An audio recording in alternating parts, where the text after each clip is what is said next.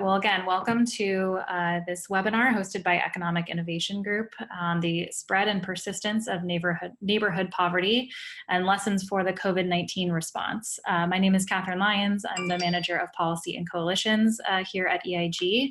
I'll be moderating today, but we have an esteemed group of speakers that we're excited to have with us, including two of my colleagues, August Benzau, our Research and Policy Analyst, Kenan, our Research Director, and Alan Berube, Senior Fellow and Deputy Director of the Metropolitan Policy Program at Brookings, and Alan Malik, Senior Fellow for the Center for Community Progress. Thank you all for joining us. And just a couple of housekeeping notes at the top here before I turn it over to our speakers. First of all, if you'd like to submit Q&A or questions rather throughout the presentations, please do so using the Q&A box. I know that just is a little easier to moderate than the chat function. So feel free to talk amongst yourselves in the chat as well, but for questions, please submit that through the Q&A if possible. We are recording this webinar and we will be distributing that recording to all registrants afterward as well. I think with that, I will turn it over to Kenan to kick us off. Okay, thank you, Catherine, and thanks everyone for joining us today. As Catherine mentioned, my name's Kenan. I'm the Research Director here at EIG, and really pleased to be presenting our latest work to you all, and also welcoming two erstwhile colleagues of mine, Alan Berube from the Metro Program, and Alan Malik, who was also at the Metro Program when I was there, and now is at the Center for Community Progress. We're really excited to have these two discussants in particular, because I think like anyone who's working in this field, you know, we're all kind of standing on the shoulders of giants, and the two of those are here with us today. Alan's Berube's work with Elizabeth Kneebone was essential in really documenting the trend that we also capture here, you know, the spread of high poverty and concentrated poverty neighborhoods into suburban areas, and really throughout larger swaths of our metropolitan regions than the historical kind of center city picture of urban poverty that we're so used to. And Alan Malik, his book, The Divided City, Poverty and Prosperity in Urban America, I think provides a really stark juxtaposition of you know, the continued poverty and stagnation and decline of so many urban neighborhoods in relation to, especially over the past decade, the modest resurgence that really just a handful of neighborhoods have experienced but captured outsized attention. So where does our work, and others have done great work in this space as well. Joe Courtwright comes to mind out of Portland, Oregon, Paul Geographical as well. And our work, I think, fits into this constellation by really bringing us current through the end of what is, or at least the late stages of what was the longest economic expansion in modern history. Right, this was the decade of the return to the city. So now, especially in wake of what's happened in the this year, I think it's especially important to take stock of, you know, what do we have to show for this decade of urban progress, or was it even a decade of urban progress?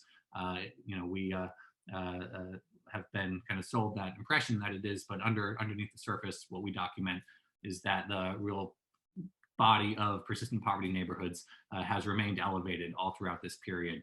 August research explores a little why, and you know, we came to this from the opportunity zones work that EIG has done, and through which many of you may know us, and really trying to better understand, you know, how common is it to find deep, thoroughgoing neighborhood revitalization take place across the map of our cities and metro areas today. You know, is gentrification, was it the boogeyman and the ill that it was built up to be of the past decade, or might you know, excessive concern about that actually impeded progress for the very large number of neighborhoods that really needed to capitalize on the momentum that cities were finally seeing after decades of disinvestment. So that's the broader context. You know, Alan Berube is going to, or after August and I present our research, Alan Berube is going to put us in, take a step back and kind of put us in the broader metro and macro context. So get out of the individual neighborhoods and see how they fit into their local economies and in the national economy, and how some of those trends and dynamics affect, you know, people in the more narrow communities in which they live. and then Alan Malik's going to walk us through some of the implications of this research and trends that he's been looking at on the economic fallout from COVID-19, and what some potential responses may be, or things that should be on our radar. And we look forward to a lively discussion as well. I think we'll have at least half an hour at the end to do that. So without any further ado, I will kick it over to August before taking it back, and then moving on to the Allens. So thanks. Hi, my name is August Benzo. I'm a research and policy analyst at the Economic Innovation Group, and one of the co-authors of the two papers published as part of this research project, which looks at metropolitan high poverty neighborhoods. I'll be talking about the first of these two papers, which primarily looks at the expanding geography of those high poverty neighborhoods from 1980 to 2018. Next slide. The most important takeaway for this paper is that the last decade of economic growth failed to meaningfully reduce the country's stock of high poverty neighborhoods. As you can see in this chart here, if we look at the number of high poverty neighborhoods going back to 1980, we see two really big increases in these neighborhoods from 2010. In total, there was a 41% increase in high poverty neighborhoods from 1980 to 2018. What's important to note here is that although there was a noticeable reduction in the number of high poverty neighborhoods from 1990 to 2000 as a result of the robust economic growth that happened in the 1990s, we did not see that same decrease happen from 2010 to 2018, which really represents a missed opportunity now that the country is wrestling with a new economic crisis, one that is shaping up to be even more devastating than the Great Recession. In this next slide, we see that this basically looks at the nation's poor group by census tract poverty rate, just kind of seeing how big of a share of the nation's poor are living in high poverty, moderate poverty, low poverty neighborhoods. Here we see that Americans were much more likely to be living in a very low poverty. Poor Americans were much more likely to be living in a very low poverty neighborhood in 1980 versus today, with a full 28% of the nation's poor in 1980 living in a neighborhood with a poverty rate below 10%. Today, that number has dropped to 20%. The biggest shift on the other side has been an increase from 18% to 24% of the number of American poor living in a neighborhood of a poverty rate between 20 and 30%. So we see that kind of moderate at-risk category expand.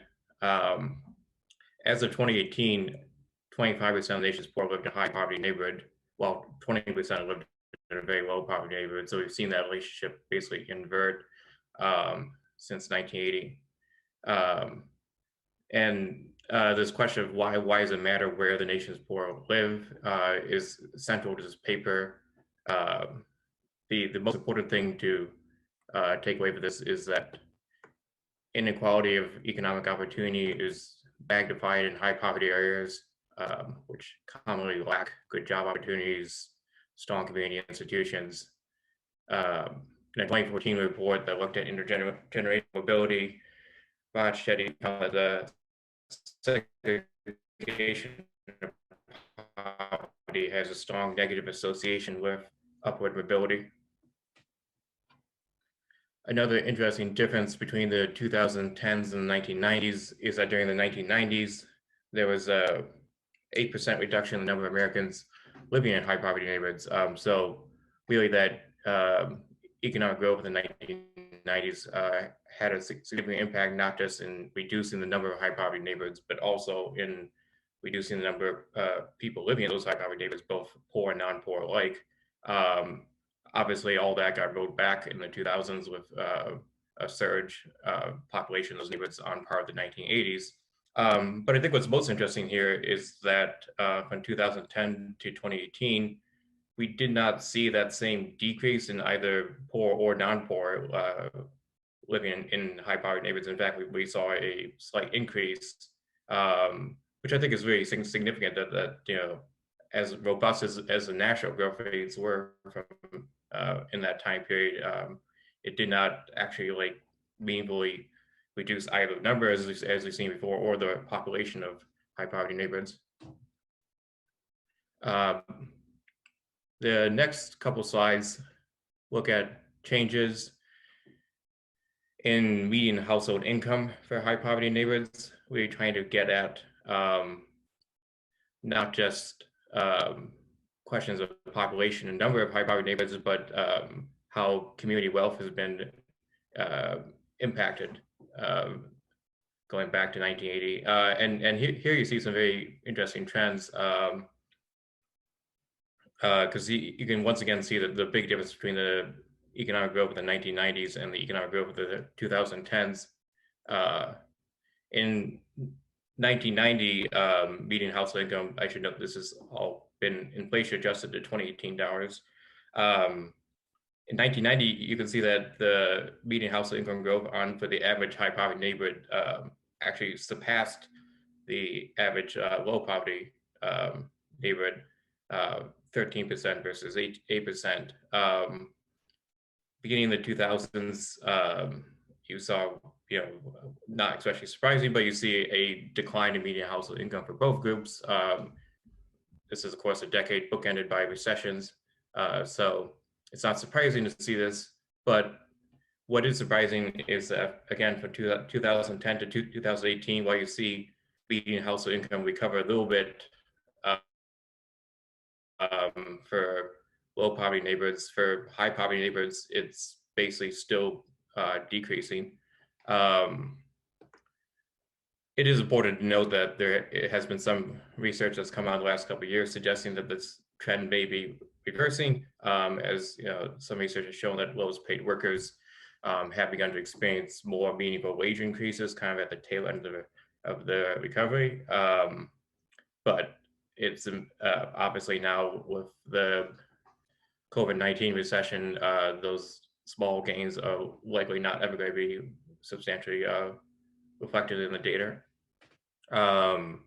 Moving on to the next slide. This chart here looks at the median household income change by poverty band, going back to the same poverty bands we used before, from 1980 to 2018. It really shows the stark difference between what's happening in very low poverty neighborhoods and what's happening in the most concentrated poverty neighborhoods. In very low poverty neighborhoods, you see median household income increase from 72K in 1980 to 92K in 2018, whereas you see a much smaller increase for the 40% or higher category. If you average out the top two bands to get low poverty neighborhoods and the bottom two bands to get high poverty neighborhoods, you see a 21% increase in median household income for the low poverty neighborhoods versus just a 15% increase. So this is again further evidence that income growth for households has not been evenly distributed across neighborhoods, with definitely more processed communities kind of pulling away here. These last couple slides here look at the racial and ethnic composition of high poverty neighborhoods. And these first two charts here, basically the one on the left looks at the racial composition of high poverty neighborhoods, and one on the right looks at the share of each racial group living in a high poverty neighborhood. So look at the chart on the left, we see that in 1980, the majority of the population of high poverty neighborhoods was Black, almost close to 2/3, and that has changed substantially, dropping to 34% in 2018. This is mostly being driven by a huge increase in the number of Hispanics living in high poverty neighborhoods, which increased from 20% in 1980 to 35% in 2018, which is still, the end result is that even though there has been a slight increase in the non-Hispanic white population, high poverty neighborhoods today are still majority communities of color, either Black or Hispanic, with 69% of the population. Actually say 69% of the nation's of the poor living in a high poverty neighborhood were Black or Hispanic. Then the chart on the right here, we see that that what has happened with non-Hispanic whites is that as a group, they have basically doubled their percentage share, where now 4% of whites are living in a high poverty neighborhood, which is still quite low. What this shows is that Hispanics are 4 times as likely to be living in a high poverty neighborhood, and Blacks nearly 6 times. So those groups are still, disproportionately ending up in these high poverty neighborhoods.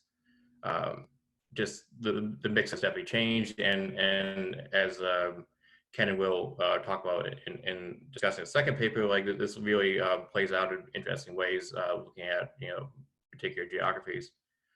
Moving on to the next slide. It's just a quick breakdown of based by geographical region, which kind of tees up some of the geographical variation of demographics of high poverty neighborhoods. If you look at the West, for example, 58% of those high poverty neighborhoods are Hispanic. So that has definitely been probably like where the we see a lot of new high poverty neighborhoods are formed, and a lot of that has been driven by an increase in the Hispanic population moving into these neighborhoods.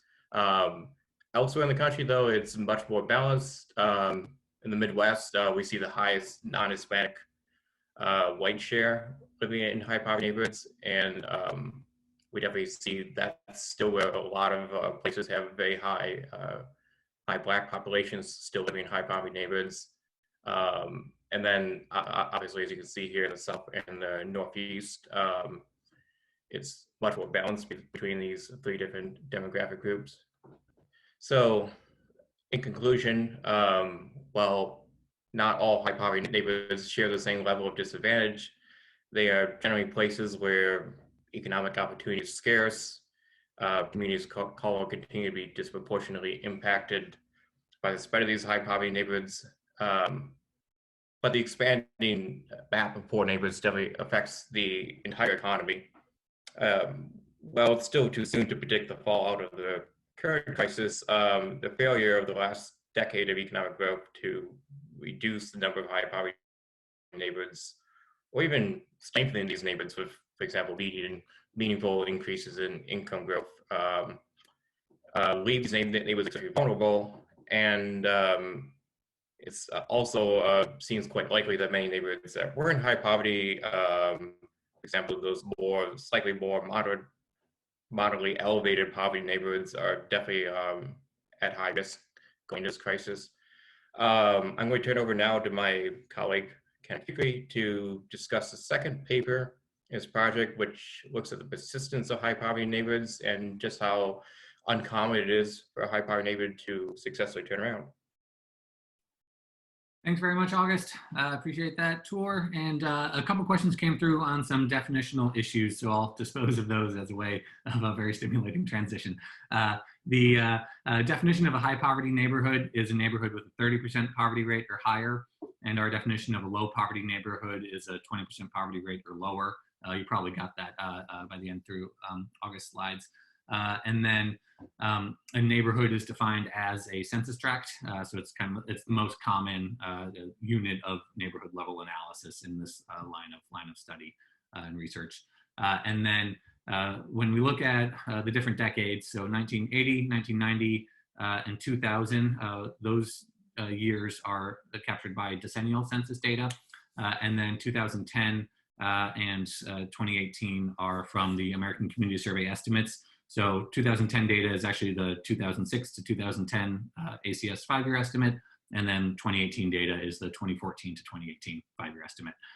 So with that, if you have any other method or clarification issues or questions, please do type them in the Q&A box so we can make sure everyone knows what we're talking about. Yeah, so thank you. Okay, yeah, I will So each paper, or the two different papers actually adopt slightly separate methodologies. There are two different ways to approach this question of examining neighborhood poverty over time. So one is to adopt what's called contemporaneous data sets in the jargon, where because census tract boundaries do change every decade with each census, this one disposes of trying to align those historical changes and really just looks at each snapshot of census data over time, how many high poverty neighborhoods are there, and then what are the racial composition of those neighborhoods, kind of unique to each yearly universe. And then this paper takes advantage of some methodologies that that researchers at Brown University have devised to try to create longitudinal histories of individual census tracts. So you can see how this neighborhood defines statistically today, how those blocks and those neighborhoods have changed over time or not changed over time. So that's a longitudinal data set, and that's what we're looking at here. And I think that's another value add of this research, is really combining both insights into one project to try to tell the whole story. So okay, that's where we are, and that's we're going to dig into that longitudinal data set right now. So next slide, please. Yeah, so the key takeaway for us was that high poverty neighborhoods tend to stay that way over very long time horizons. Poverty is sticky in space, and kind of regardless of the dynamic nature of households moving in and out of neighborhoods, or aging, or gaining jobs, losing jobs. All those kind of individual household churn that goes on under the surface of a neighborhood. Despite that, the neighborhood itself usually tends to stay high poverty if it was initially poor, or if it was initially low poverty, it tends to remain low poverty too. There's kind of inertia on both ends of the distribution, and then more flux in the middle and some kind of intermediate neighborhoods. But if you just look at the universe of American neighborhoods that were high poverty in 1980, 64% of those, so almost 2/3, were high poverty still in 2018, 38 years later, which I think is really just an incredible amount if you consider how much has changed. Cold War's ended, rise of the internet, all sorts of things, and yet you have this incredible inertia at the kind of bottom of the neighborhood distribution. And then 22% became moderately less poor, so that we define as initially had a 30% plus poverty rate. Now it's down to a 20 to 30% poverty rate, and then only 14% turned around. And we're going to really dig into those turnaround neighborhoods later in this part of the presentation, because they're a unique category, as we'll see for sure. So next slide, please. Yeah, so switching, instead of looking 1980 forward, let's look 2018 backwards. So of the census tracts that are high poverty today in the United States, how many have been persistently poor over time? How many were moderately poor back then and now they're poorer today? They've crossed that 30% threshold.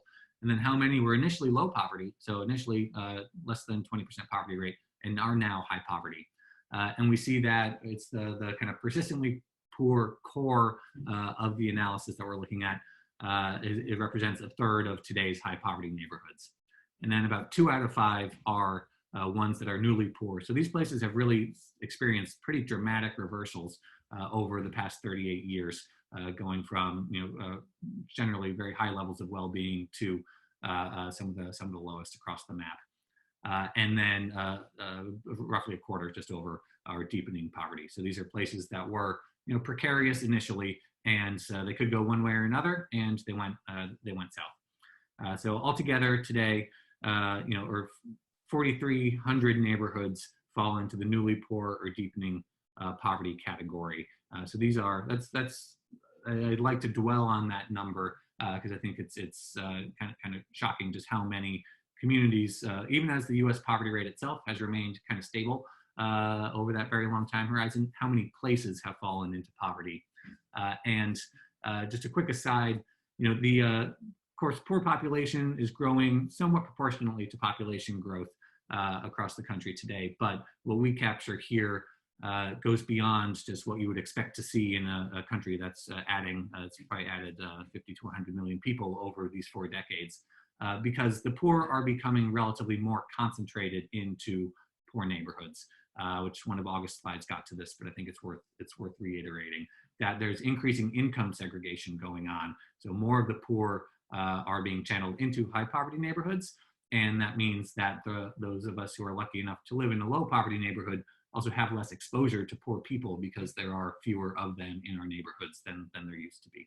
Okay, next slide, please. So persistently poor tracts are the ones that are kind of really represent the classic picture of urban poverty, this model that was forged in the 80s and 90s. These are clustered generally in the eastern half of the country, in big Midwestern and Northeastern cities. And Blacks represent about half the population in the average persistent poverty census tract versus 39% of the population in all high poverty census tracts. So the history of institutional racism and discrimination and all of the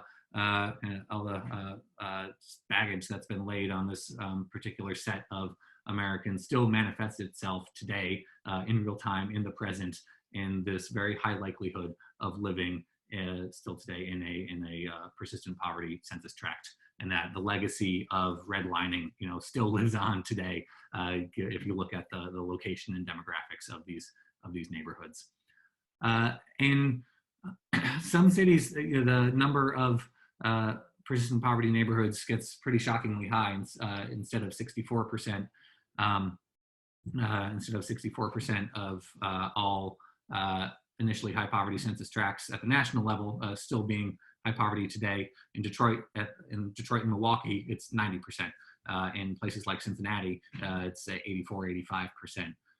But by comparison, New York City and also some Los Angeles and some of those poster children of 80s and 90s urban poverty have seen really, against the scale of relative to other places, immense progress. Whereas in New York today, only half of the 1980s high poverty tracts are still high poverty today.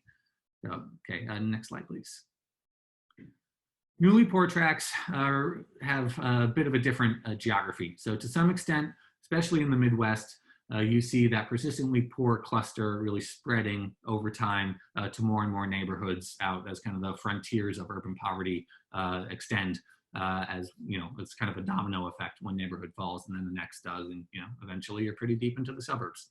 But we also see a real Sunbelt bias here, where some very fast growth metropolitan areas, many of which are specialized in relatively low wage sectors or have a very large low wage workforce, and have seen large influx of both domestic poor migrants and new migrants from abroad, are ranking very highly on this measure. So nationally, we said only 5% of once low poverty communities become high poverty over time. This is because the vast majority, of course, of census tracts in the United States are not high poverty. The vast majority are low poverty. So the chance that any individual low poverty neighborhood falls is generally quite low. But in Detroit, in the city of Detroit, it was extremely high. 61% of initially prosperous neighborhoods fell into high poverty. In Cleveland, half did. And then even in the Sunbelt boom towns such as Houston and Phoenix, about 1 in 5 initially low poverty neighborhoods became high poverty over time. Next slide, please.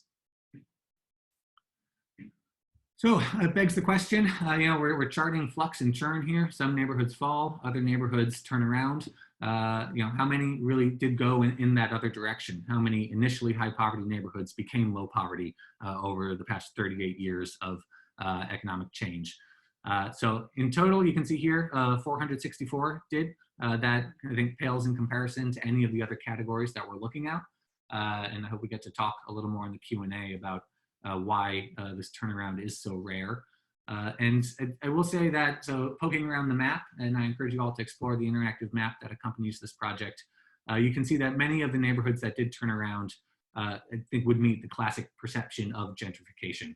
So it was a real thing in a number of cities, but at the end of the day, 22% of turnaround tracts are accounted for in New York City alone. So New York City, we think of it as kind of the leading, the city that's emblematic of all American cities, it's actually quite exceptional.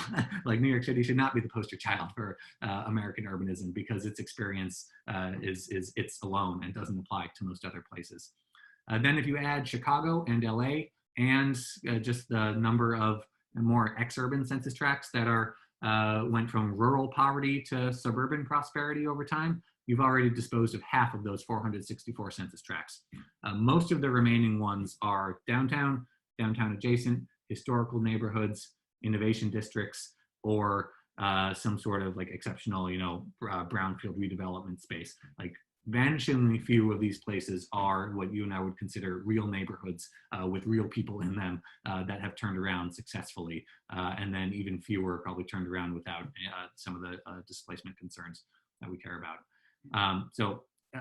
One of the leading indicators of whether a tract is likely to turn around is whether it's whiter. They were whiter initially, and they have become whiter over time, of course, as I think indicative of in-migration of higher income residents. So it still raises the question, even if living in around, no longer living around poverty is beneficial for the poor residents who remain in these neighborhoods, it begs the question, whether or not this change that we document here in turnaround neighborhoods did itself lift long-term high poverty residents or not. And that's beyond the scope of this paper. But that is another thing that differentiates turnaround neighborhoods from the others in the group. They were very likely to experience population growth, which meant you had a lot of composition of resident issues going on in these neighborhoods over time, more so than some of the other ones. Okay, next slide, please. Okay, so the report, we did 6 case studies, New York City, Los Angeles, Indianapolis, Winston-Salem, Houston, and one other I'm forgetting, Memphis. And I'll just look at 2 of them now that capture some of the patterns that we're looking at. So Houston, Texas claims the largest number of newly poor neighborhoods in the country after Detroit. So 80 different Houston neighborhoods fell into poverty over time. And this is typical of many sprawling Sunbelt metropolises where it's almost a, it's quite idiosyncratic kind of which cities, or excuse me, which census tracts or neighborhoods end up nudged into decline and then fall further, and which ones are able to maintain higher levels of well-being. And the work again of Alan and Elizabeth and confronting suburban poverty really opens one's eyes to like how poverty takes root in suburbs, how it's able to hide sometimes better in suburbs than cities. And Houston's a great case study of that. The city also has a number of persistently poor census tracts to the east and south of downtown, and only 4 turnaround tracts immediately adjacent to downtown. And this is in what it has been, I think, the country's fastest growing metropolitan area, and is now the 4th largest in the country, over 4 decades of growth, and still little turnaround progress to show. Okay, next slide, please. Winston-Salem, North Carolina is another interesting case study in that its one turnaround tract is representative, or it encompasses the innovation district locally. It is the result of 2 decades of really intense public-private university engagement. It has been successful at turning this neighborhood around, and in no way want to reduce the accomplishment there, because we can see that is rare in itself. But even rarer is actually seeing that sort of progress spill over into the adjacent persistently poor tracts and all the adjacent tracts that fell into high poverty over time too. So I think it raises questions about what kind of economic development are we pursuing, and who is it actually reaching, and how do we further connect people to economic growth nationally, locally, and in their regions, so that when you develop an anchor such as this, which is a real achievement, it can deliver on the hopes that everyone has that it becomes a catalyst for inclusive growth, not just growth. Okay, next slide. Okay, wrapping up the EIG segment for now, before returning to Q&A. Just want to reflect a little on where this leaves us, especially in light of the unprecedented circumstances we now find ourselves in. So I think how much worse this problem of neighborhood poverty gets is very dependent on how much the current crisis actually destroys that these communities have built up over time. So how many job ties are actually severed? Right now, the vast majority of people in the unemployment statistics are only temporarily unemployed or furloughed. How can we make sure that those remain temporary layoffs and that they don't become permanent and people have to start all over again in the labor market? Because many residents of these communities are not in a good position to find good jobs in the wake of COVID-19. And then how many businesses are permanently closed? How many Main Street anchors disappear, and how much commerce, that is the lifeblood of many of these communities which remain vibrant, how much of that is going to disappear? And, I think a theme of our research is underneath any cyclical effect, of course, with any recession, we saw it with the Great Recession too, a large number of, or the number of high poverty neighborhoods does wax and then wane again, just as recessions work their way through the economy. But underneath that, we also have many forces at work in the US that are adding to the structural base of persistently poor and or newly poor neighborhoods. How do we address those structural forces? Economic growth, though, is clearly insufficient to trickle down to these places. It is not enough to just focus on national GDP growth. It's not enough to focus on national job growth, which was really the key metric of the recovery from the Great Recession. That did not deliver as much as it needed to the places that actually require growth to deliver something for them more than the more prosperous corners of the country. So to us, I think the last decade was really a tremendous missed opportunity to catalyze on the nascent momentum that had finally returned to cities to connect more people to it.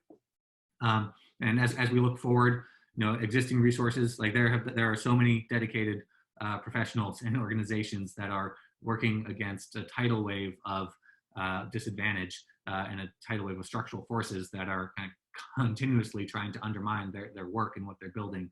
And those resources just kind of pale in comparison to the scale of the task at hand that we've documented here and all those other forces at work that we're talking about. So how do we tackle those forces with in our view, a reimagined playbook of place-based policies that change the geography and the map of economic growth next time around?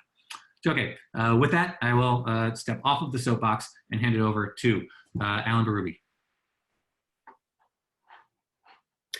Great, thank you, Kenan, and thanks, August, too, for the great work you all have done, keeping what are I've always thought are essential issues front and center in the minds of public policymakers. And I really appreciate both the reports and the interactive data too. I know Kenan said check it out, but really do check it out. It's a great interface, and I think reveals a lot about the more detailed patterns behind the national statistics that they offer. So I just want to take a few minutes to share, my own reflections about what in Kenan and August's reports stood out for me, and then offer a little bit of perspective as to what I think it indicates about the nature of the challenge, as well as some of the needed policy responses.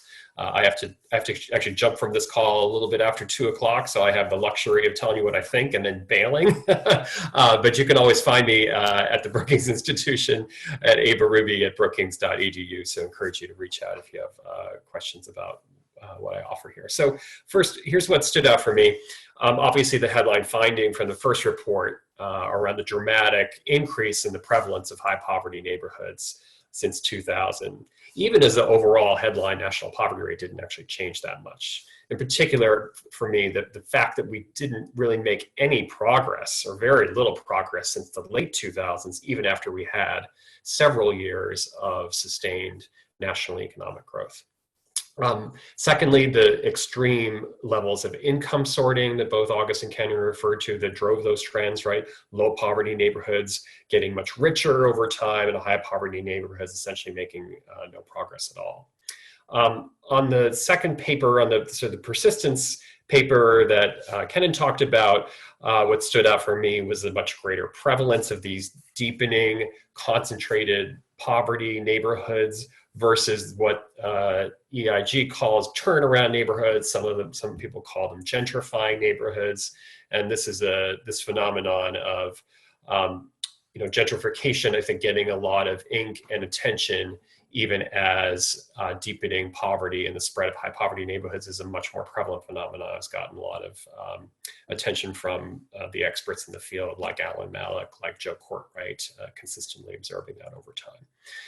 And then finally, the downward mobility in many metro areas that Kenan and August highlighted. Really appreciated the case studies they conducted of places like Indianapolis and Winston-Salem and Memphis, getting a little bit closer to the ground in terms of what's going on. So if we can move to the next slide, working in the Metropolitan Policy Program at Brookings, my inclination is always to bring a sort of city regional lens to what in this case were mostly national neighborhood numbers that August and Kenan explore in their report. I'm able to do that on this screen, at least with very similar data that we had actually run last year, looking at the same sorts of neighborhood poverty trends by metropolitan area from 2000 to the 2013 to 17 period, essentially a sort of year short in the American Community Survey of where EIG's report goes. And coinciding with what they found was this period of a large increase in high poverty neighborhoods.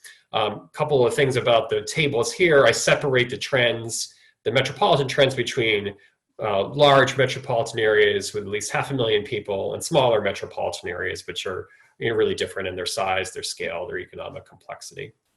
And I'm looking here at the metro areas that experience the greatest increases in the rate of concentrated poverty. And by that, I mean the share of their poor populations who live in high poverty neighborhoods with poverty rates of at least 30%.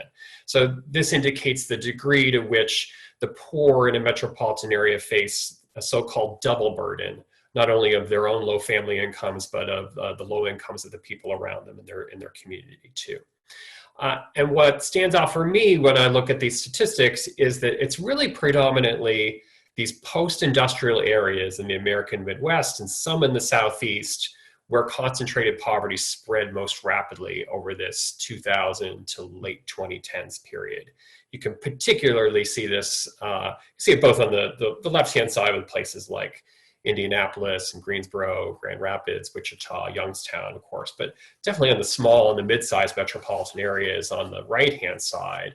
Janesville, of course, is the subject of a book and a lot of study on the auto industry and its collapse. Decatur, both in Illinois and Alabama, Kokomo, Indiana, Muskegon, Michigan.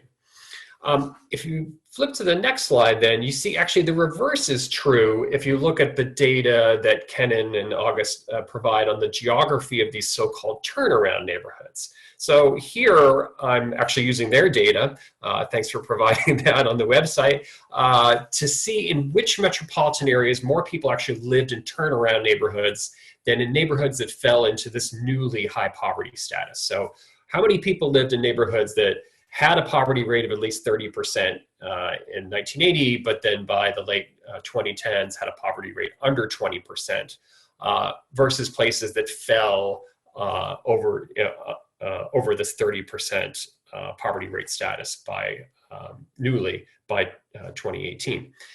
Out of 383 metropolitan areas nationwide, only 19 had more people living in turnaround neighborhoods at the end of the period than in these newly poor neighborhoods.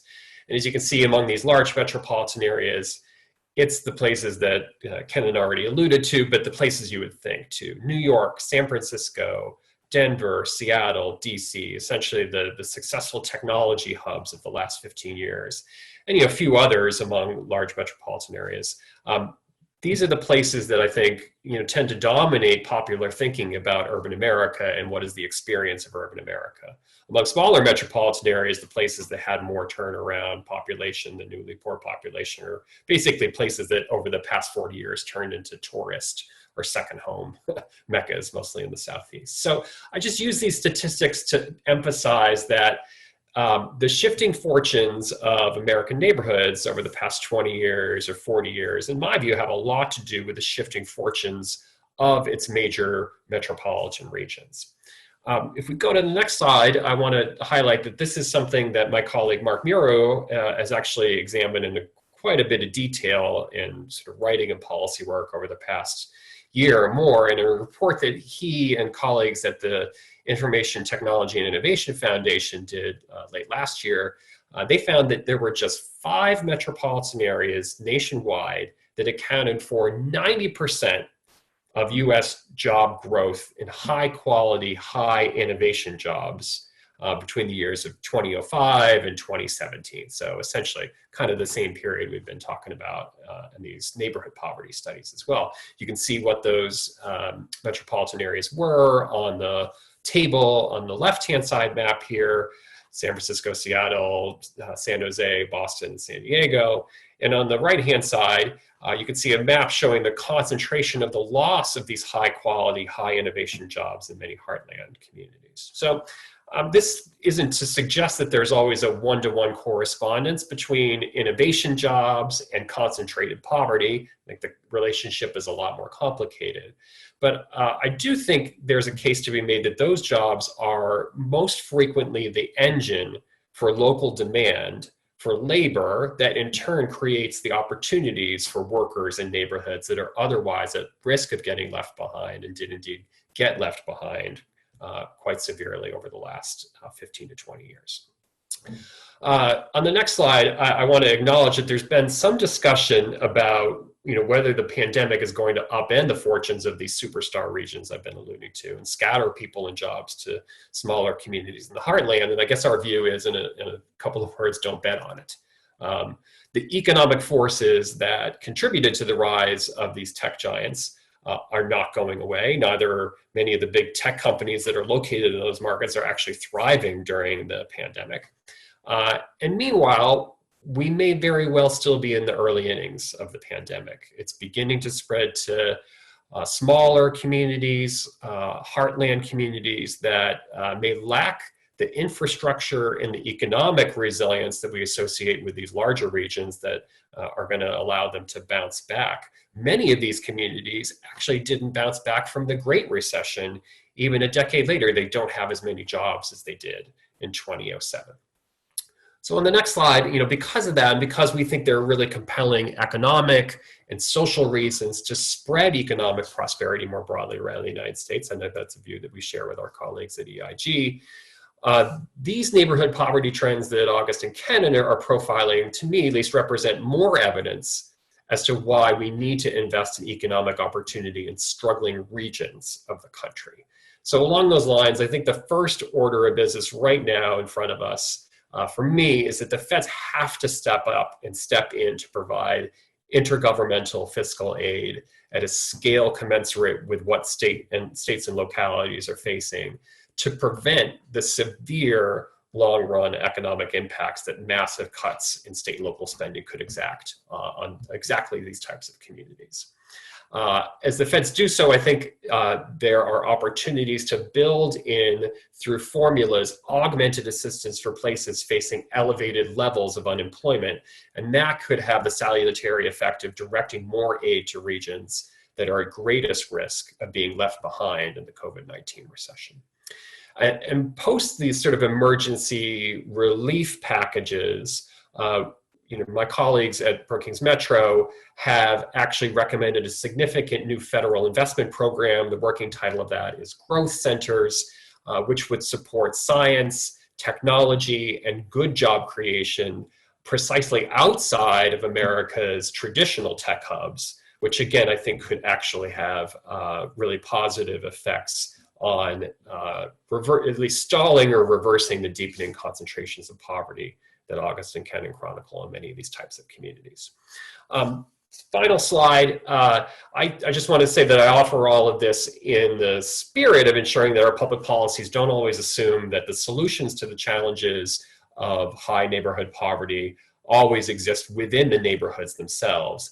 But as we talk, I think, and the conversation continues afterwards, I really would welcome discussion and further interrogation of whether and how neighborhoods themselves matter for economic and social mobility today in the same way that we know that they did 3 and 4 decades ago when August and Kenan's analysis begins, when the research from Raj Chetty and his colleagues began to measure the long-term effects of neighborhoods, and knowing many of the changes that these neighborhoods have gone through that August and Kenan chronicle over the past 4 decades from their racial makeup to things that I've looked at in terms of moving from an urban context to a suburban context, and from the sort of 40% plus incredibly distressed neighborhoods to this to 30% plus, which is still, I think, quite distressed, but perhaps not in the same way too.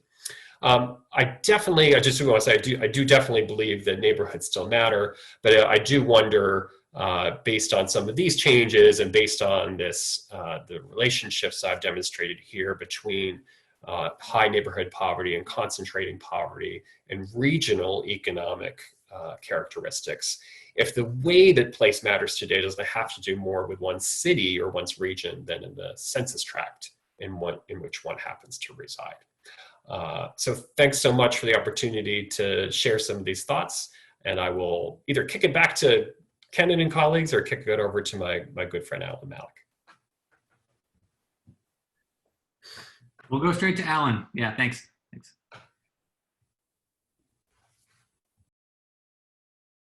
Well, thank you, Alan. And I'm going to try to pick up on a couple of these points and then really focus on the question of what about the post-COVID-19 issue. First, just an illustration of some of the points that Kenan and August and Alan have mentioned. About 3-4 years ago, I was asked by a group of CDCs in Indianapolis to look at a question they were pondering. And specifically, the question was something like this. Everybody is talking about gentrification in Indianapolis, but our gut sense is it's not really the driving issue. So could you, as an outside expert, come in, crunch some numbers, and give us a sense of what's going on in that city? So I developed a pretty simple metric to define gentrification in terms of increase in income and house prices above a certain benchmark. And I plugged that in and found the 6 census tracts on the left-hand map, all of which kind of form a ring around downtown Indianapolis. And then I flipped the indicators and said, how many neighborhoods during that same period performed under the benchmark by the same degree that those 6 performed over? And that's the right-hand map. As you can see, it's about 1/3 of the census tracts in the city of Indianapolis. And again, it's a separate metric, strictly speaking, from the concentration of poverty metric, but it says basically the same thing. When you look at cities outside of that small cluster of high-performing cities like New York, Seattle, San Francisco, and Boston, the incidence of neighborhood decline, the incidence of increasing poverty is far greater than the incidence of gentrification. Next slide, please. And so the question then comes up, are there some features when these neighborhoods do turn around that are common ground and that are significant? And what I found, and I've looked at a lot of cities, is first, if you're going to have a turnaround neighborhood, it certainly helps to be, and this really supports Alan's point, it really helps to be in a city and a region that is showing strong economic growth. So if you're in Washington, D.C., if you're a high poverty neighborhood in Washington, D.C., you've got a pretty good shot at becoming a low poverty neighborhood, just for the sheer accumulation of investment and growth and migration taking place in that region. If you're a high poverty city, high poverty neighborhood in St. Louis or Baltimore or Cleveland, it's a much narrower path. But there are a couple. And what I found in looking at a bunch of cities is they all seem to fit into one of 2 distinct categories. The first thing is location is critical. If you want to turn around, you had better be adjacent either to a strong neighborhood to begin with or to a significant center of economic activity, like downtown, like a major research university. A good example is Greenmount West in Baltimore, which happens to be the only truly significant turnaround neighborhood. 1 census tract out of 200 in the city of Baltimore is a low income, predominantly Black neighborhood, literally in the shadow of the Amtrak station and the northern edge of downtown Baltimore, the University of Baltimore, and a thriving arts district. It had no choice almost but to gentrify because of its location. The second one is a neighborhood in St. Louis, called Fox Park, which for years was lagging behind its neighbors. I mean, it was surrounded on three sides by gentrifying neighborhoods until a CDC basically asked themselves, what's the problem? Why do people come in and look at these gorgeous houses and keep driving? And it said there are a lot of vacant and substandard small multifamily buildings. So what the CDC did is systematically went out and started to acquire those buildings, get low-income tax credits to rehab them, fix them up, created their own property management company to make sure they would be well maintained. And amazingly, the neighborhood turned around almost overnight and is now one of the hottest neighborhoods in St. Louis and has a significant stock of permanently affordable housing basically baked into its fabric. Again, this is a neighborhood was surrounded by gentrifying neighborhoods, had as you can see, a distinctive housing stock. So the bottom line is, before I segue into the COVID-19 discussion, gentrification, first, turnarounds are exceedingly rare. Second, most turnarounds represent gentrification, not some kind of a nebulous phenomenon like indigenous revitalization, which people talk about but have one hell of a time trying to actually find on the ground.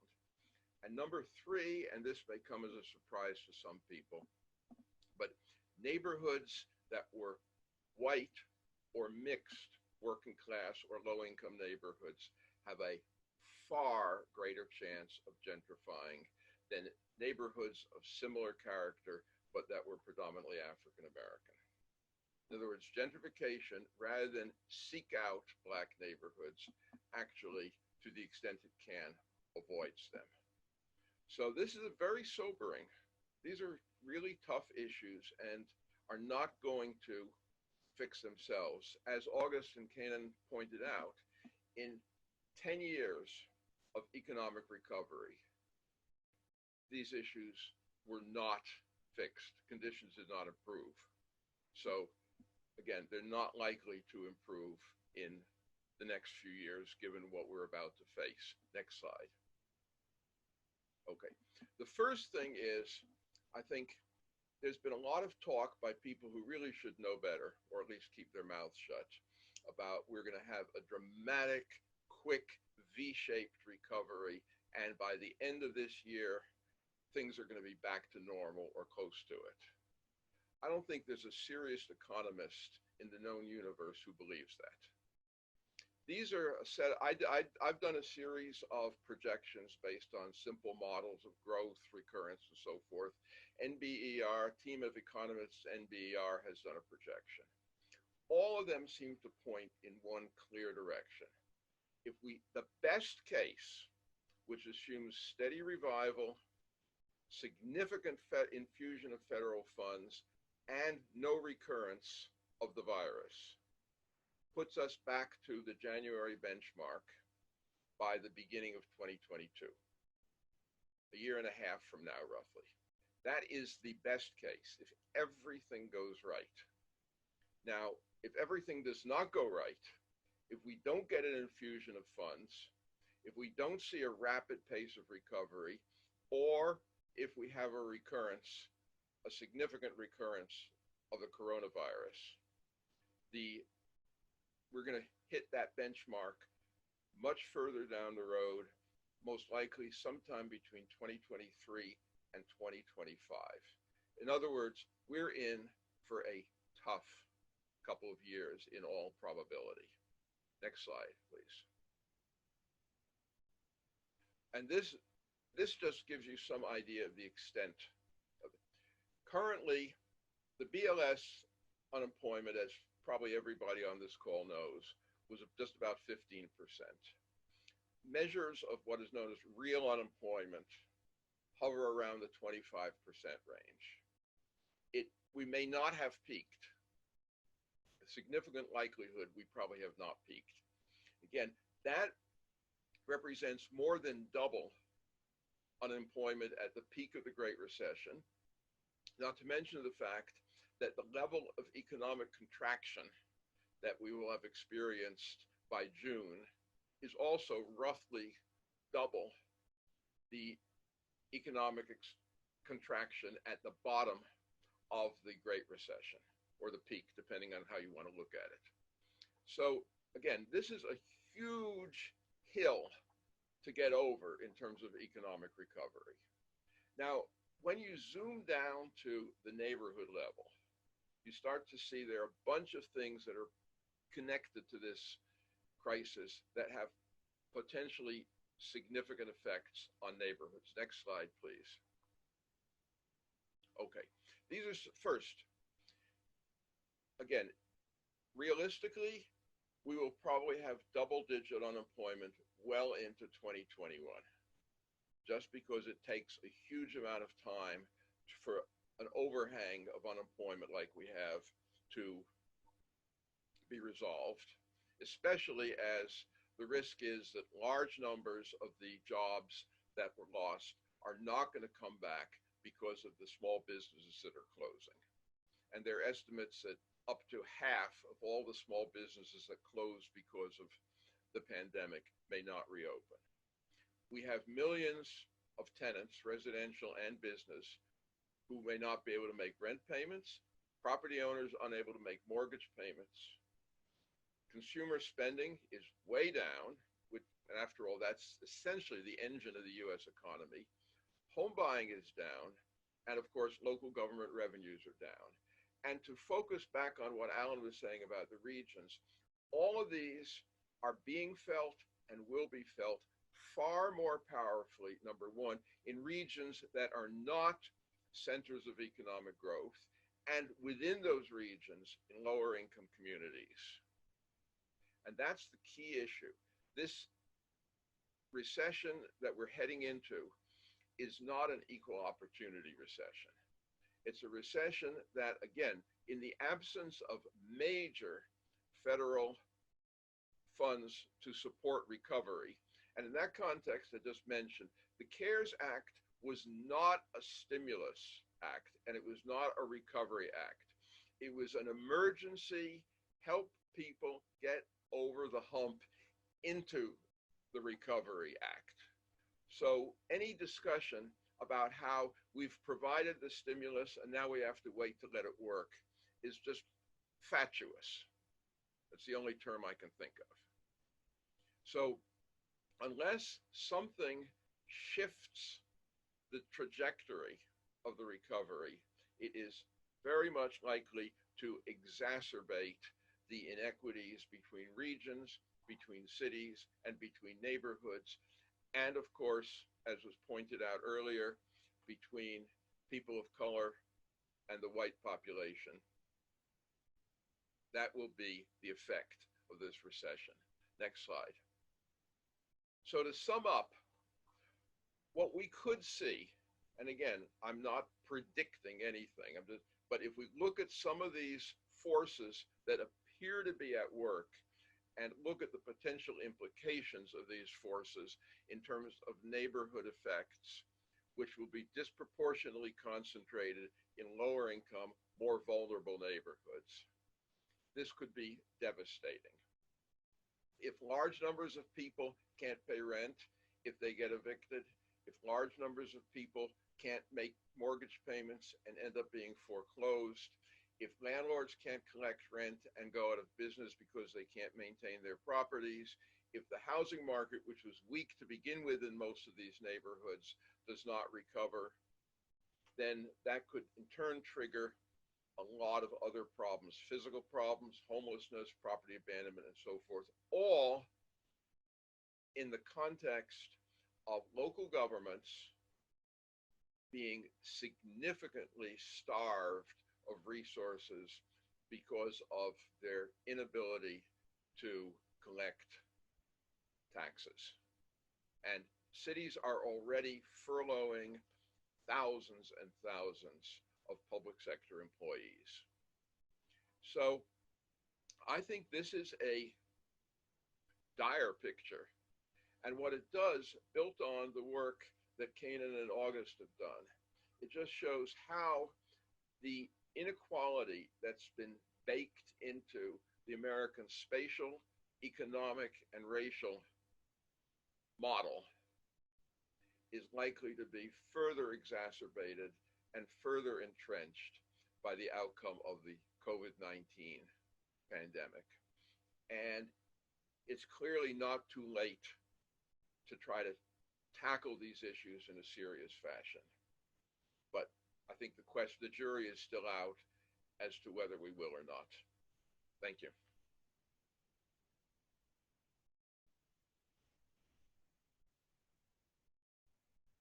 Thank you, Alan. Really appreciate that. This is Catherine back again to help moderate some of the Q&A that we've received. We've gotten quite a few great questions on the research that's been presented today. So I'll start kind of more at the beginning and direct some of the questions that we've received, probably more to Kenan and August here on the Neighborhood Poverty Project. So one of the kind of persistent questions we've seen here is generally around whether we can track kind of mobility between particularly the turnaround neighborhoods to newly poor neighborhoods. And similarly, if we have a sense of the turnaround neighborhoods and if they were kind of brought original residents along in that kind of in that new sort of prosperity, or at least in that growing economic opportunity. So maybe if you could speak to those issues. Sure, this is Kenan. I'll jump in and start there. So I think as Alan's example showed, there are very few, you can probably count them on one hand, examples of neighborhoods across the country that really have successfully brought or turned around and brought original residents with them in that kind of organic endogenous neighborhood revitalization model he was talking about. And I think he knows better exactly which ones are likely, at least a couple of the fingers than I do specifically. But that being said, I think that neighborhood improvement does lead to well-being improvement for residents who remain in these neighborhoods as they turn around. But the data on kind of longitudinal tracking of individuals, it's very, very sparse and not something that we can do with any real certainty. Two howevers. So one is, you can look at turnaround neighborhoods that have had relatively stable, I think stable demographic compositions over time to see, or to get a proxy at like how much has the face of the neighborhoods transformed versus not. That's one place I would look. And then two, we know though that high poverty neighborhoods experience a lot of churn and residential instability, and there's very high, I don't have the exact stats in front of me, but there's really high outmigration rates in high poverty neighborhoods, regardless whether they're turning around or not. High poverty displaces more poor people than gentrification does generally. It's so hard. It's hard to track people, and then it's hard to know why they're moving and what the force is behind that. But August or Alan, I don't know if you want to chime in on more answers to that. Yeah, I would agree with that. And I think what we find in any neighborhood that turns around, and again, a neighborhood that has had a significant population base, that you do see an erosion of low-income population. Not necessarily because people are displaced in the literal sense of being told you got 30 days, we're going to rent to a rich person, but simply the fact that the pool, there is so much turnover in these neighborhoods, there's constant churning.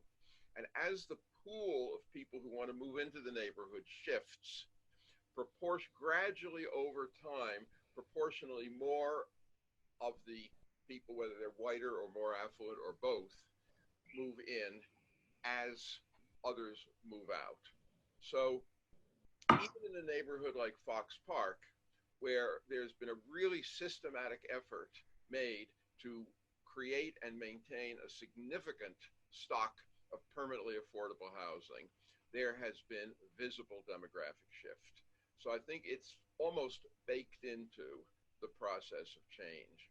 The other point I'd make is that, again, it's a equal opportunity offender. I recently finished, by the way, those people might be interested, a very in-depth look at neighborhood change in the last 20 years in Baltimore, which you can find on the website of the ABLE Foundation, ABELL Foundation.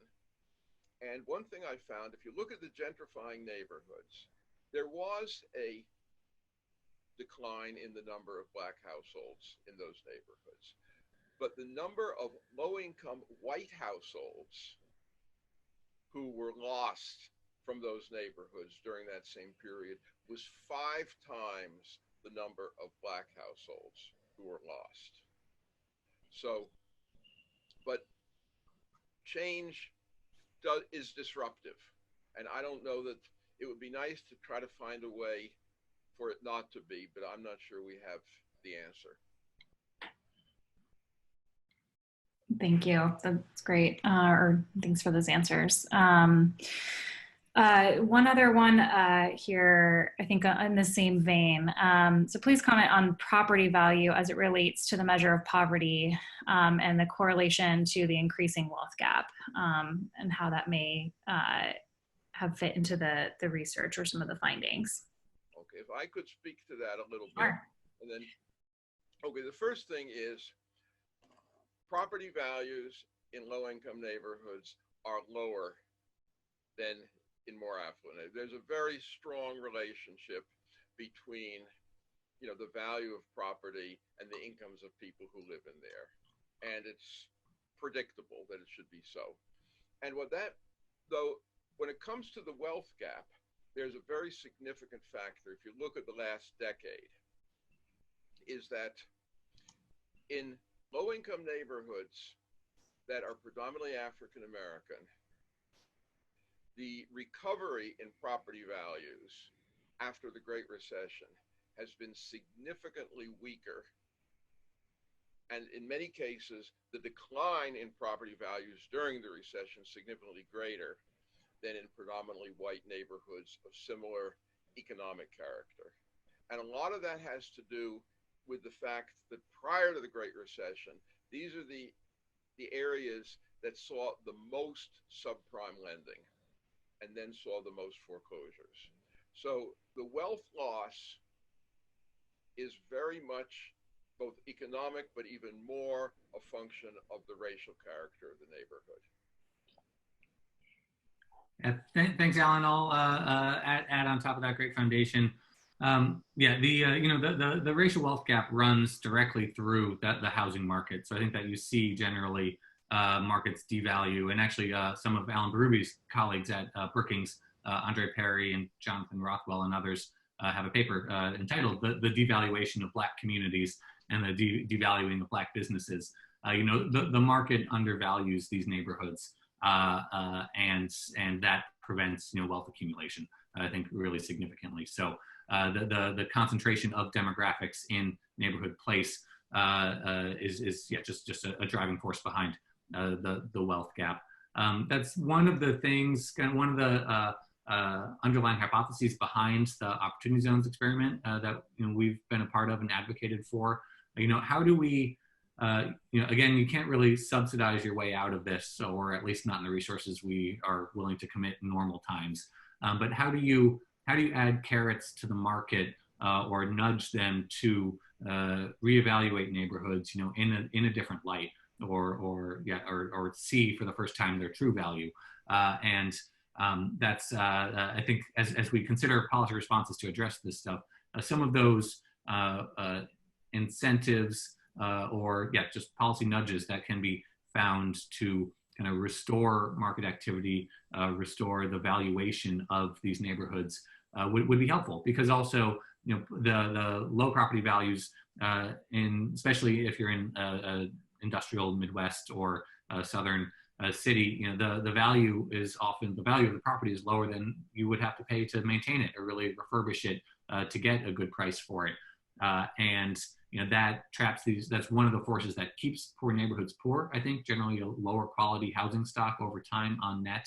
And part of that is, yes, driven by the value. So it's very much part and parcel of the picture here. And one of the ways that we're thinking through, okay, how do you actually kickstart these neighborhoods again? Yeah, thanks, Kenan. And we've actually gotten quite a few questions about opportunity zones and the designations, and how those designations will play a role in the recovery, and if they will become even more important. I think in a recovery world, as we move into a recovery from COVID-19. So certainly agree that hopefully it will become a tool and will continue to be a tool to facilitate a more kind of inclusive and equitable recovery in some of these places. The questions keep pouring in here. So one we have here on any thoughts on a possible resurgence of manufacturing in the nation's industrial heartland, given the rethinking of globalization and vulnerable supply chains?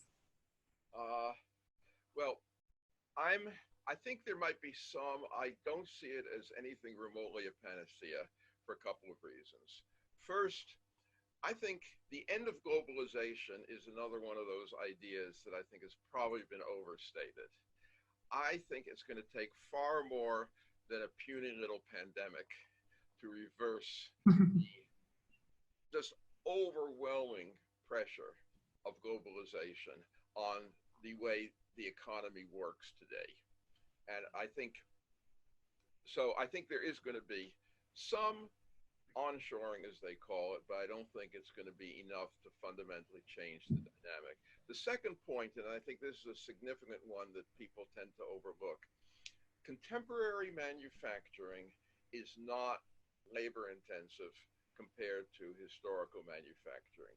We think of the wonderful days of, say, a place like Youngstown, when there were 30,000, 40,000 steel jobs, and individual steel mills typically employed 10,000, 15,000 people. Well, there's a wonderful new steel mill in Youngstown. It makes sheet steel, it makes pipe steel. It's very productive, it's large scale, it sits on the site of a former steel mill that employed, I think, 10,000 or more people. And it probably makes more stuff than that former steel mill does. It employs 350 people, most of whom sit at consoles pushing buttons. That's the future of manufacturing. It simply doesn't have the capacity to restore the industrial job base that once existed in this country. Yeah, absolutely. And I think if we look at current trends, I'd say it has a higher likelihood of making inroads against rural poverty in the South than it does against entrenched urban poverty in the Midwest, just given where manufacturers are locating today. But even then, you look at the preponderance of use of really like agency labor on shop floors, where they're able to pay even lower wages than they would if the blue chip manufacturer themselves were directly employing the workers. It's not clear that that's that much better of a path out of poverty. $11 an hour is better than $7 an hour, but it's still it's not the path to the middle class that it used to be before. So I'm with Alan on this, that that's not likely going to be the solution here, unfortunately. Yeah, and I would also just add, like, the scale of manufacturing job loss in some of these cities is of such a magnitude that it seems hard to imagine those jobs coming back. If you look at Indianapolis, for example, they lost 26,000 manufacturing jobs since 2000. And that's, they have arguably successfully switched to a more knowledge-based economy, but that loss of manufacturing jobs is a lot of the driving force behind the increase in high poverty neighborhoods in the city, despite the economic well-being of the core of the city. Thanks. A couple other questions here. What about transportation? How does that impact neighborhoods, especially those in suburbs? Will any of the opportunities coming out of COVID be useful dealing with poverty?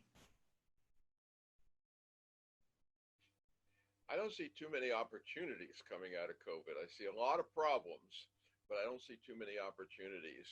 I think, but as far as how I think one thing, and I think this is pretty obvious, there are a lot of people who are going to be reluctant to use public transportation for quite a while. And in fact, this just reinforces a trend in the decline in use of public transportation that had been going on for 4 or 5 years prior to the pandemic. So I think certainly areas that are car dependent are going to stay car dependent. Areas that have been dependent on public transportation, and for that matter, low-income residents of central cities who've been dependent on public transportation to get to suburban jobs, which is a very large percentage of urban workers, are going to be faced with some very tough decisions.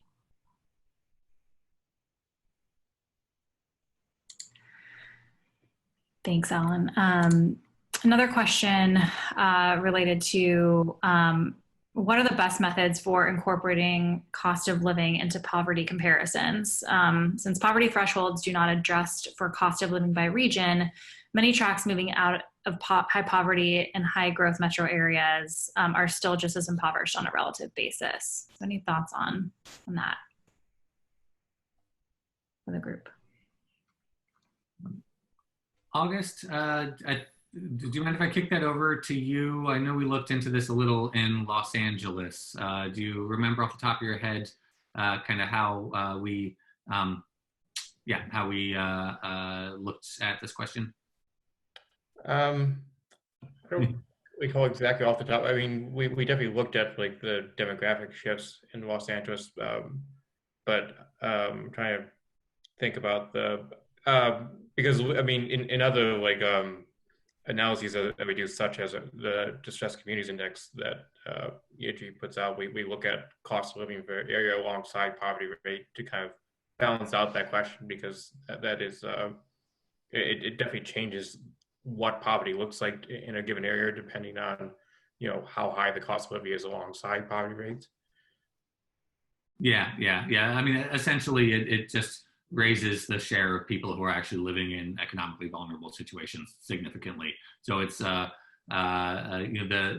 Census Bureau does have a supplemental poverty measure that tries to take some of these things into account. That's available down to some of the down to some of the largest metro areas in the country. That's actually just at the state level. So it doesn't get down to, like, unfortunately, you can't just look at Los Angeles. You know, that's the one limitation of that.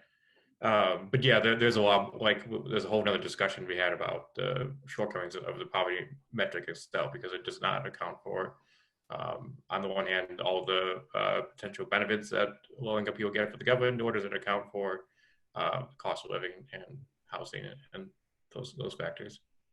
Yeah, and despite all that, you know, in the report itself, we look at, you know, just a suite of indicators for high poverty communities relative to non-high poverty communities. And even if you think the measure is imperfect, it's clearly capturing something meaningful that you expect it to capture, which we really saw there in the median income growth charts too. You can quibble with the exactness of the definition, but it's a very useful construct. It positions people in places relative to each other quite well. So I think the value proves itself. Great, thanks. There's a few questions that have kind of throughout the presentations just on policy ideas coming out of this research. You know, what are some, you know, I know we've discussed a few of them, you know, opportunity zones being one of the kind of initial drivers of this research. And we hope, you know, also a part of the solution. What other policy ideas are out there and worth considering, I think, in light of this research? And this can be an ongoing conversation as well. We don't have all the answers yet, I'm sure, but. I think that's it. I think it has to be ongoing. I think we've made several half-hearted attempts over the past several decades, which we've seen doesn't that doesn't quite cut it. Opportunity zones is I think is a good start, regardless what you think of the kind of final product policy itself. Some of the principles are really important. As I mentioned, it's trying to use incentives to change market behavior at the national economy-wide scale, and that's the sort of thinking that we need here. It's also a way to harness private capital. You know, we are in the process of, and will continue to be in the process of, printing a lot of public money, but much of that's going to remain earmarked for a while. Especially as we're entering really scarce fiscal environments at the state and local level, we need to figure out how to unlock private capital for creating economic opportunity in these places, for public-private partnerships, for everything from schools and spaces they need to just basic neighborhood infrastructure and all. The fact that OZs is a tool to try to influence and co-opt a body of private money to come in behind here, and it's a nice way to federalize that on behalf of local areas. Those are two elements of it that I think are applicable to the current era. I don't know, Alan, if you have a laundry list of, or a wish list of. I don't have a laundry list. I'm not a big fan of laundry lists. I think they tend to contain too many things that are probably internally inconsistent. Yeah. But I think we really have to focus on how do we increase opportunity for the people who live in these low-income, high concentrated poverty areas, both in terms of the adults and even more so perhaps in terms of the children who are growing up there. So I think we have to look at school issues, we have to look at workforce issues, and we also have to look at housing and the fact that, you know, even despite a few admirable small-scale efforts here and there, the great majority of poor people are still stuck in poverty without the means to access decent housing at affordable prices. And disproportionately, the housing that we do build is for low-income people, goes right into the high poverty neighborhoods, both of which tend to reinforce, you know, the concentration of poverty and the lack of opportunity. So I think we really have to look very systematically. Can we take what we know about how to build affordable housing in high opportunity areas, how to move people with vouchers to opportunities, how to increase the stock of vouchers so that more poor people will be able to access decent housing, and use those systematically as a tool for opportunity. We've done enough so we know how to do it. It's just a question of having the will and the resources to get on with it. Yeah, and I think a lot too can be done. You know, or we're starting to talk about these neighborhoods that we document here as ones that have kind of fallen through the cracks of a growing national economy. They also fall through the cracks of a relatively sparse safety net. So to the extent that anything out of the COVID era starts to strengthen that safety net, I think it will benefit these communities.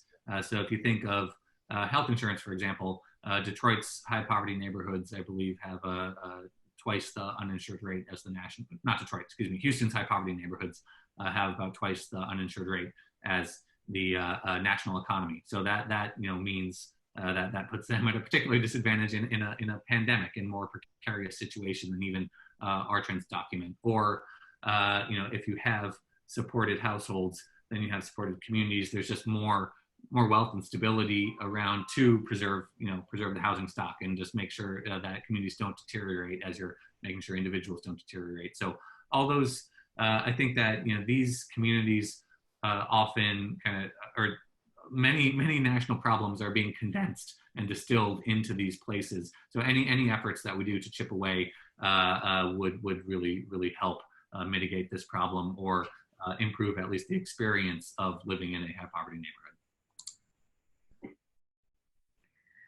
Great. Thank you all. It is 2:30, so I want to be respectful of everyone's time. I know we didn't get to a lot of questions. Thank you everyone for being so engaged throughout this webinar. I believe that some of, at least Alan, and put his contact information in the chat box. We will follow up as well with ours so we can continue the dialogue here.